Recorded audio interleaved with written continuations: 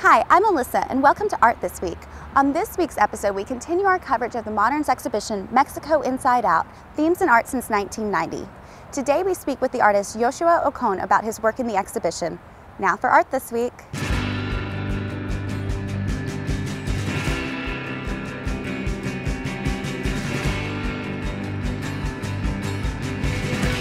Hi, I'm here with Yoshua Okón at the Fort Worth Modern to discuss his work in the exhibition Mexico Inside Out, Themes in Art Since 1990. Thanks for joining us, Yoshua. My pleasure. So right now we're sitting inside the room that has your video installation Octopus from 2011. Can you start off by telling us just sort of what the figures are doing in the film? For sure. Well, this piece is a piece that I originally made for an exhibition at the Hammer Museum in Los Angeles. So the Hammer invited me to do a residency, and my idea while doing the residency was it was a research-based residency, so my idea was to make a piece that was LA specific, that in a way was about an aspect of the city. So I, at the time, was reading a book that a friend of mine wrote about, that it's called The Art of Political Murder. And it was about the murder of a bishop in Guatemala, and the book really gave a really nice context for the Guatemalan Civil War, including the fact that the U.S. invaded and pretty much orchestrated a coup d'etat in the 1950s that pretty much resulted in the Civil War. And then I lived in Los Angeles for a few years. And reading the book made me think back at the times when I went to the Home Depot parking lot. And in Los Angeles, in the Home Depot parking lot is where like the undocumented immigrants gather to look for jobs, to be hired as day laborers. So the book made me think about them, and then I remember I spoke to one of them once, and he told me that he had fought for the guerrilla in Guatemala, and he even like showed me his like bullet wounds, etc. So I went back to that parking lot to do research, and I started talking to some of them. I didn't find the guy that I had originally met, but I started talking to others, and that told me that they had fought in the war. The war was over in 1996. So through him, he helped me find a group of ex-guerrillas in some cases, and in others were some ex-military. And then what I did is, based in the tradition of like Civil War reenactments, that's really big here in the U.S., I organized a Civil War reenactment, but a Civil War reenactment of the Guatemalan Civil War at the Home Depot site, basically with the people that actually fought in that war. Okay. And relocating it to the parking lot of the Home Depot. How much direction did you give to the day laborers beyond the basic scripted idea, and how much was them sort of taking it in their own direction? Yes, well, it's a kind of like a back and forth process, because I originally came up with the idea, but of course I've never fought in a war, so I don't know the war, the way you really fight a war, the way you move, etc. So once I got the idea, I approached them, and I basically threw the idea at them. They were really into it, they liked it, and then they taught me how you fight a war, what kind of movements, etc. So then, based on what they gave me, I then went on to like draw storyboards, and came up with like a plan for the shoot. So basically it was a very collaborative process. Can you talk to us a little bit more about some of the production considerations, like how long it took you to film it, how you got permission in order to be there in the parking lot, that sort of thing? Sure. Well, I did not get permission. Okay. And that was a deliberate decision, because to me, this piece is not so much about the main characters, but it's more about the secondary characters around them. In other words, it's more about people that go to the Home Depot parking lot, or in other words, it's more about the U.S. common citizen than about the undocumented workers. From that perspective, I wanted to be this location as natural as possible and as unaltered as possible. Because, you know, having lived in the US, it made me realize how little in knowledge there is about all the second half of the 20th century invasions of the US into Latin America. I mean, we know more about Vietnam, but we know little about Latin America. So living there, I noticed that most people that go to the Home Depot and hire them don't really know the history, don't know the fact that the US invaded Guatemala, they don't know of the fact that the US financed the Guatemalan military, etc. So it's, to me, working, I mean, they know their history, and to me it was more about the relationship of the everyday citizen to these workers that I was really interested in really highlighting.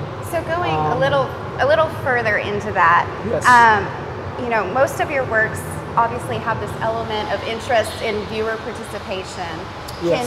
Can you discuss sort of the boundary between active participants versus passive interaction and how your works explore that relationship?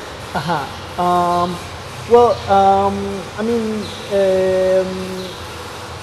yeah, I think there are many levels to my work, and this is a very good example on how sometimes people that are not really intending to become the subjects become the subjects.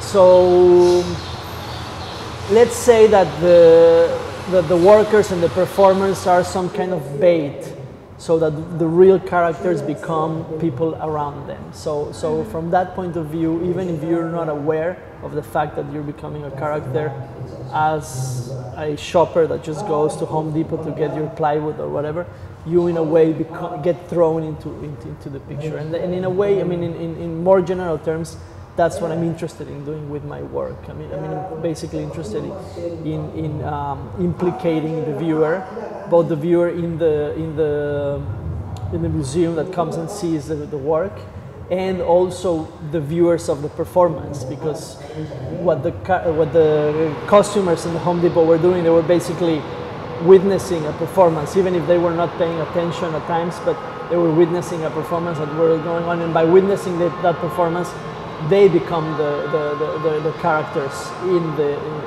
video. So that's you know, that's what I'm looking for. And just to go back to your question of the permits, so that's why I didn't want to get a permit. Sorry, it took me a long time to get there. I didn't want to alter the situation. I wanted it to be as natural as possible. And since those guys are there every day, everyone is really used to them. So I shot with cameras that were incredibly discreet. Like today's technology allows you to do that. I shot at a certain time of the day that I knew I would get the right light. And then most of the cameras were hidden inside of cars. So people just, you know, notice these guys doing this kind of moves, but they hardly really became aware of the fact that we were like doing a shoot.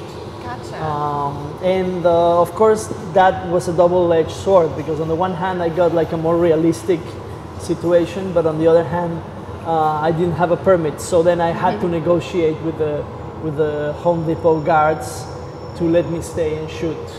And you know, I explained what I was doing, and they became sympathetic. So they told me, when our supervisor comes, you'll have to leave.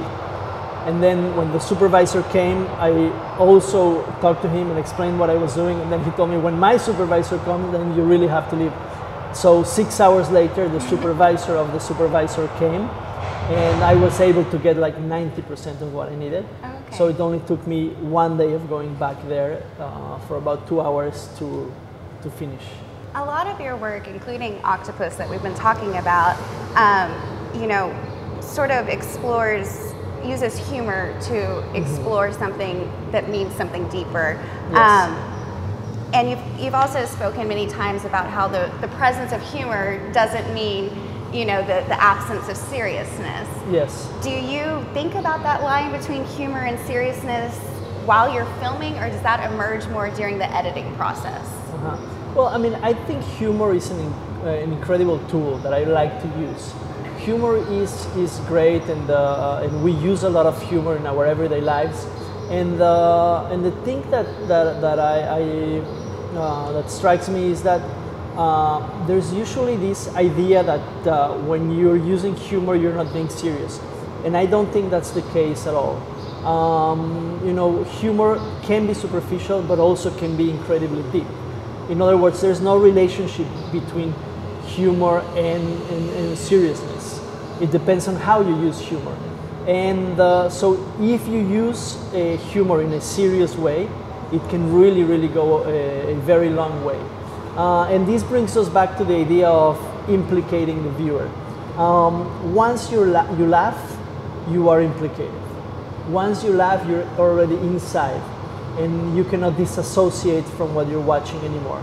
And what tends to happen these days, we tend to kind of get distance from everything. You know, if there's aspects of reality that are disturbing or that are not really comfortable, for instance, the fact of knowing that our government invaded a country and caused a lot of, is responsible for a lot of deaths, it's the kind of reality we rather not deal with. Mm-hmm. So I have found, I mean, this is just one example of many, but I have found that humor is a way of really implicating the viewer in a way that once you're laughing, you realize that you're inside the picture, and you're kind of like, it's harder for you to kind of disassociate from what you're watching. So it's a tool that I use often, and it's also, I mean, I tend to touch very uncomfortable or I guess not very pleasant aspects of reality and of our civilization, of our culture. So humor is a great way of addressing these kinds of issues, because if you address these issues in a very solemn way, you know, even myself would not be able to deal with these kind of issues if I wasn't doing it in a playful and humorous way. You've shown with many of the artists in the exhibition before. Can you discuss some of your relationships with these artists and how those relationships have influenced your own personal artistic evolution? For sure. Well, I consider myself and my generation very lucky, in the sense that we are a generation that really grew up together, so to speak. Because most of us, I mean, of course the show covers a little bit more than one generation, but the majority of the artists in the show roughly are from the same generation. And that is artists that we were all active in the 1990s in Mexico City, and we were very much aware of each other. We were looking at each other's work, and we were part of a discourse and part of a dialogue. So in that respect, I think we influenced each other. Of course, each one has its own personality, its own language. I mean, I think each one of us has developed a particular language, but yet I think we kind of grew up as part of a scene, and that really, I think, is a great thing to have, because it's like a school. You know, it's a way of really, you know, being engaged in a conversation. Really makes the work become more complex, and it really helps your development. So I do feel myself, I mean, think of myself as part of a generation of something bigger than myself, for sure. Excellent. Well, thank you so much for your time. This has been a pleasure. My pleasure. Thank you. We want to thank Yoshua for speaking with us. For more information on the artist, go to yoshuaokon.com. For more information on the exhibition, go to themodern.org. That's it for Art This Week. Thanks for watching.